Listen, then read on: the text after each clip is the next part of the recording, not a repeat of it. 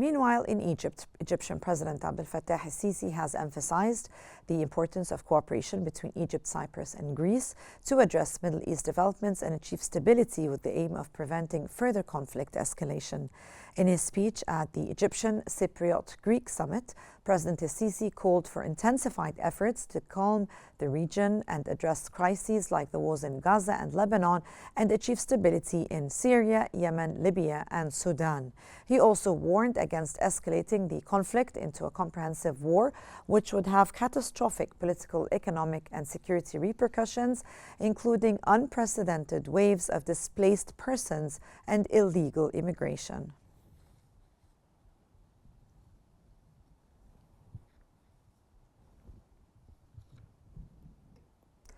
The joint declaration of the 10th Trilateral Summit has affirmed a collective commitment to peace and stability in the Mediterranean, Middle East, and North Africa. The joint declaration of the 10th Trilateral Summit expresses concern over the Gaza conflict, calling for a ceasefire, humanitarian aid, and the release of hostages. It stresses addressing Middle East instability through the two-state solution and the establishment of a Palestinian state. Cyprus and Greece commended Egypt's efforts in Gaza and highlighted the need for a Syrian-led political process that respects Syria's sovereignty.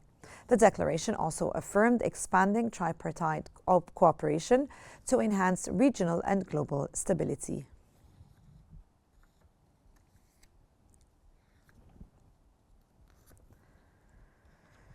And meanwhile, in France, the French Foreign Minister Jean-Noël Barrot has stated the European Union will not let other nations attack its sovereign borders in response to comments by the US President-elect Donald Trump on taking over Greenland.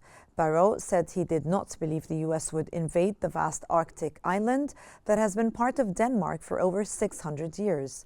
Trump's comments further outlined an expansionist agenda 2 weeks before he is sworn into office on June the 20th inauguration in Washington. Est-ce que, si vous m'interrogez, je pense que les États-Unis envahiront le Groenland? The Ukrainian military has said that Russia launched a total of 64 drones at the country overnight. Of those drones, Ukraine's Air Force shot down 41, while 22 imitator drones did not reach their targets, the Air Force added. According to the local authorities, drone debris fell on a private residence in the Kiev region, damaging its facade and windows without causing any casualties.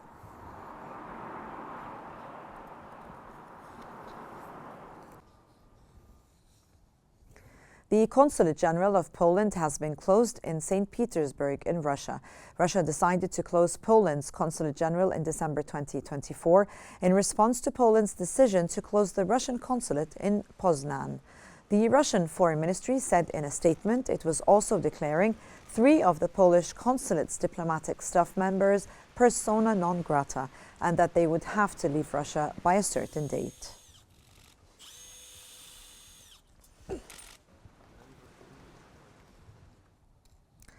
The Russian military has announced launching assaults on Ukrainian forces across several fronts, while Ukraine said its forces conducted a precision strike on Russia's command post in the Kursk region.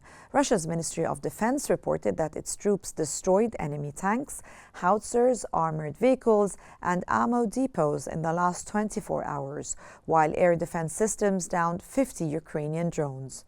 Meanwhile, Ukraine's General Staff reported 128 combat clashes with heavy fighting in the Kurakohovi area, where Ukrainian forces repelled 14 Russian assaults.